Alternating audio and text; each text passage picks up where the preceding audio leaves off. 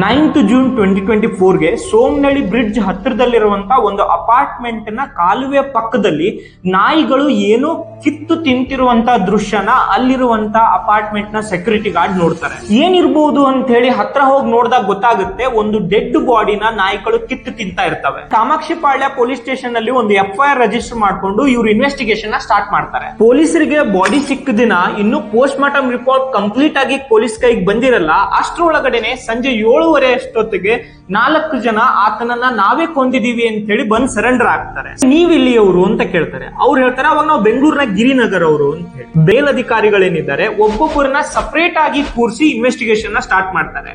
ಒಬ್ಬರು ಕೊಟ್ಟಂತ ಸ್ಟೇಟ್ಮೆಂಟ್ ಇನ್ನೊಬ್ರು ಕೊಟ್ಟಿರಂತಹ ಸ್ಟೇಟ್ಮೆಂಟ್ ಗೆ ಮ್ಯಾಚ್ ಆಗ್ತಾ ಇರಲ್ಲ. ಈ ಕಾರಣದಿಂದಾಗಿ ಅವ್ರ ಎಲ್ಲರ ಕಾಲ್ ಡೀಟೇಲ್ಸ್ ನ ತೆಗೆದು ನೋಡಿದಾಗ ಗೊತ್ತಾಗುತ್ತೆ, ಒಂದ್ ನಂಬರ್ ಜೊತೆಗೆ ತುಂಬಾ ಸರಿ ಕಾಂಟ್ಯಾಕ್ಟ್ ಮಾಡಿದ್ದಾರೆ, ಮಲ್ಟಿಪಲ್ ಟೈಮ್ಸ್ ಆ ನಂಬರ್ ಇಂದಾನು ಕೂಡ ಇವ್ರಿಗೆ ಕಾಲ್ ಬಂದಿದೆ ಅಂತ ಹೇಳಿ. ಆ ನಂಬರ್ ಯಾರದ್ದು ಅಂತ ಹೇಳಿ ಪೊಲೀಸ್ ಡಿಪಾರ್ಟ್ಮೆಂಟ್ ಇಂದ ಚೆಕ್ ಮಾಡಿಸಿದಾಗ ಗೊತ್ತಾಗುತ್ತೆ, ಇಡೀ ಕರ್ನಾಟಕನೇ ಶಾಕಿಂಗ್ ಆಗುವಂತಹ ಹೆಸರು ಅಲ್ಲಿ ಕೇಳಿ ಬರುತ್ತೆ.